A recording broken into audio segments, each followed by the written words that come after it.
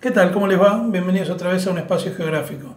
En esta ocasión los invito a analizar otra de las particularidades geográficas que el siglo XX nos ha dejado para el anecdotario de la geografía, así que les invito a ver este video que se llama ¿Qué es Fordlandia?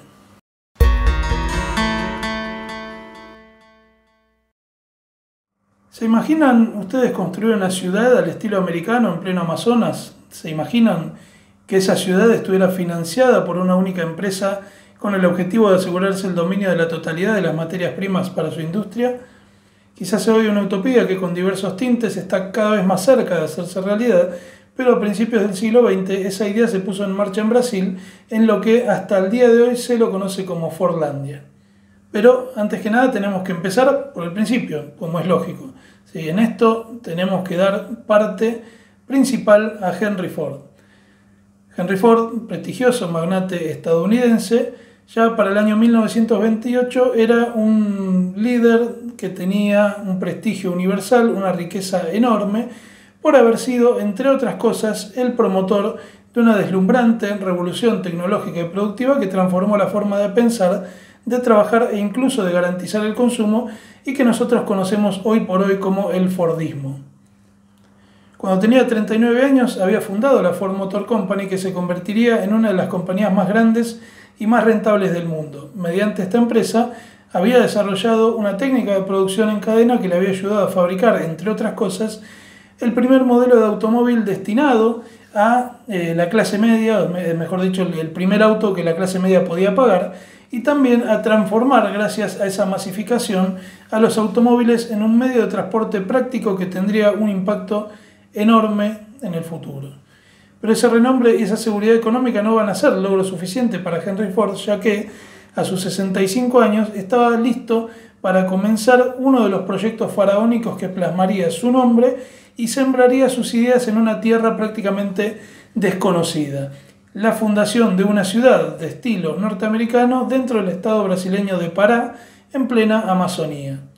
Y ahora lo que nosotros nos preguntamos automáticamente es ¿por qué querer fundar esta ciudad? Digamos que entre las últimas décadas del siglo XIX, entre 1879 y 1912, la selva brasileña había dejado de ser lo que era, que hasta ese entonces controlaba prácticamente la totalidad del comercio, la producción y el comercio de caucho a nivel global, ¿sí? En un contexto en el cual el caucho era más que requerido por las distintas industrias en el mundo, sobre todo en las industrias más pujantes. En este sentido, tenemos que pensar que frente a estas industrias pujantes, el árbol conocido como Hevea brasiliensis, con su nombre común que es el árbol del caucho, la siringa o la seringueira, originarios de las cuencas del Amazonas, crecían silvestres en la selva tropical, guardando en sus troncos ese látex lechoso que producía el caucho de más alta calidad del planeta.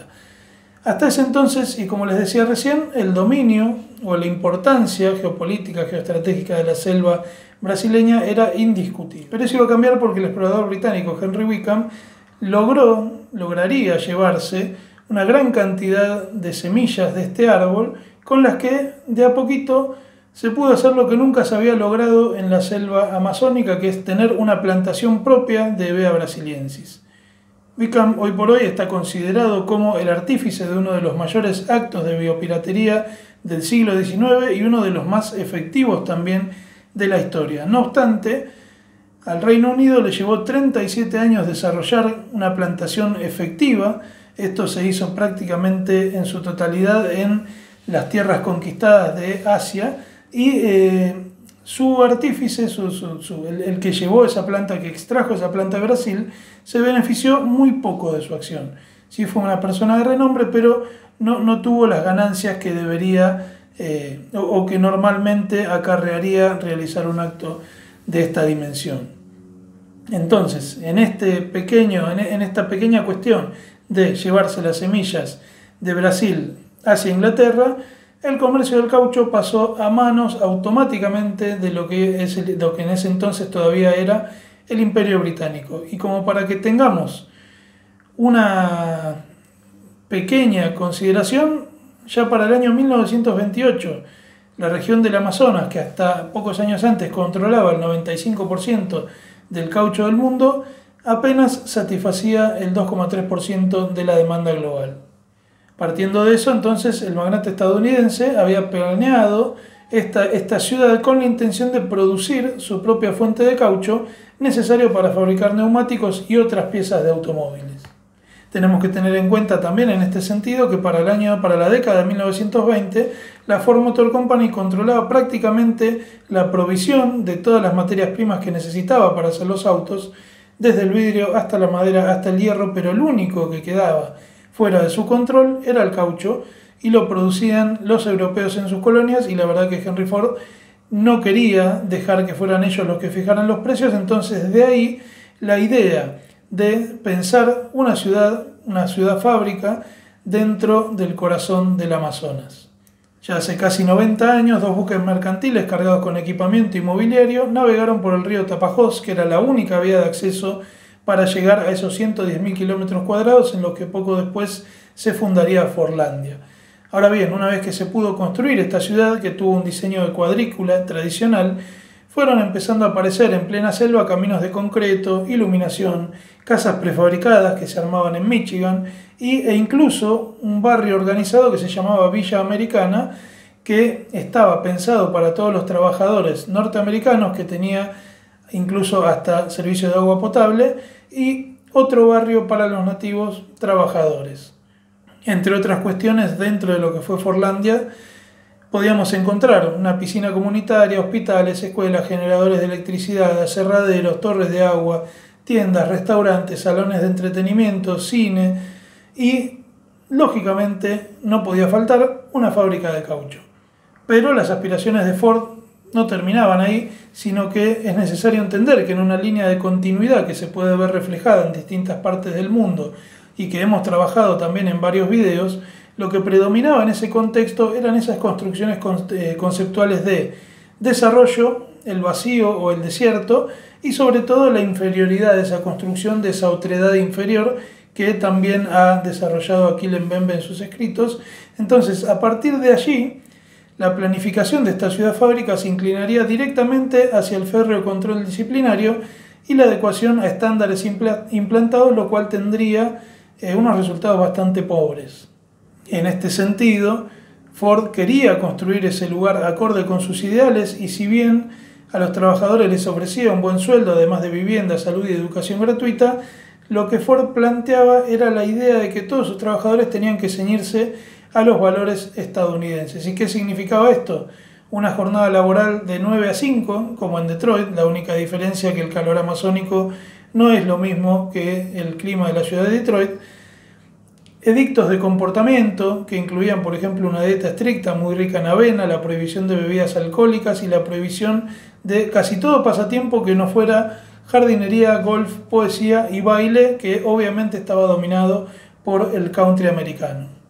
Ahora bien, esta desterritorialización y reterritorialización en términos de Haber causó muchos problemas que aquejaron a Fordlandia durante los 17 años que estuvo bajo el control norteamericano. Hubo muchas sublevaciones de los trabajadores que no terminaban de aceptar ni la jornada laboral ni la dieta norteamericana, incluida una en diciembre de 1930, en la cual el personal directivo tuvo que terminar escapando en barco y apelar al dueño de la línea Pan Am para que los pudiera rescatar y al mismo tiempo traer personal militar brasileño al área para poder controlar esta sublevación.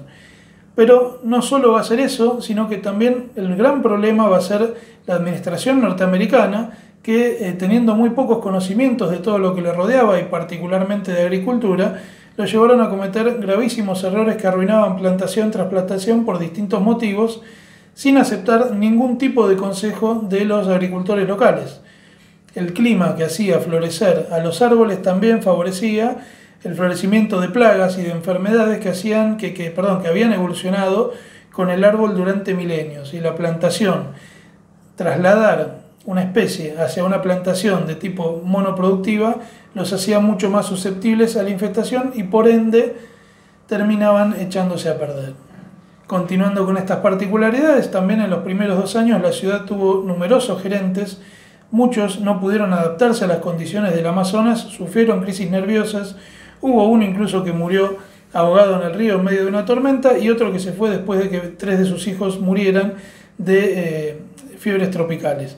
Pero no solo esto ocurrió para los trabajadores norteamericanos, sino que también la selva reclamó víctimas brasileñas, víctimas nativas, por las mismas razones. O sea, las condiciones eran iguales para todos, más allá de lo que esos estándares de vida de villas con algunos servicios para uno y no para otros podían llegar a lograr. Entonces, con todas estas complicaciones y ante una improductividad prácticamente constante, y acá abrimos un paréntesis porque es necesario pensar que la producción de caucho fue mucho mejor en la otra plantación que se llamó Belterra, y acá hacemos una salvedad porque la concesión para Ford fue de 1 millón de hectáreas por parte del Estado brasileño, con exención de impuestos por 50 años. Entonces esta Belterra fue mucho más productiva y prácticamente la ciudad de Forlandia sirvió para alojar militares estadounidenses durante la Segunda Guerra Mundial. Frente a tantos inconvenientes, improductividad, complicaciones y ante la liberación de las plantaciones asiáticas que estaban bajo dominio japonés al terminar la Segunda Guerra Mundial, en el año 1945 los estadounidenses finalmente cargaron todas las posesiones que tenían y se fueron de vuelta hacia su casa, dejando atrás la ciudad prácticamente vacía. Nota de color: Ford nunca puso un pie en Forlandia, a pesar de que invirtió 2 décadas y una fortuna en tratar de lograr este suelo amazónico. Pero ahora bien, y tal como ustedes habrán visto en algunas imágenes, Forlandia dejó de ser en esencia lo que fue cuando se construyó, pero sí siguió siendo una ciudad habitada, incluso hasta el día de hoy. ¿Sí? Hoy cuenta con casi 2.000 habitantes que están ocupando, en la mayoría de los casos, las estructuras que se crearon hace ya casi 100 años. ¿Sí? Algo que hay que tener en cuenta es que al día de hoy ya ha transcurrido más de medio siglo desde que esta ciudad fue abandonada por aquellos que la crearon. La mayor parte de sus estructuras empezó a derruirse, desmoronarse o simplemente ser de a poco absorbidas por la misma selva. Razón por la cual hoy por hoy el escenario que tenemos dentro de lo que es la ciudad de Forlandia es bastante particular. Sin embargo, hay una gran cantidad de población hoy por hoy que la habita, que trata de mantener como viviendas propias esos espacios que han quedado abandonados, y algo que es bastante interesante ver es que gran parte de esta plantación, en donde anteriormente se intentó crear caucho para la maquinaria industrial, hoy por hoy se planta soja. Así que esa es otra de las paradojas a tener en cuenta. Como cierre de esto, en una de las entrevistas que realizaron a los pobladores, uno de ellos, y esto lo dejo como para que podamos pensarlo, dijo la siguiente frase: resulta que Detroit no fue el único lugar en el que Ford produjo ruinas. Y esto es algo como para pensar y para que podamos trabajar. Así que espero que les haya gustado el video. Muchas gracias y nos estamos viendo.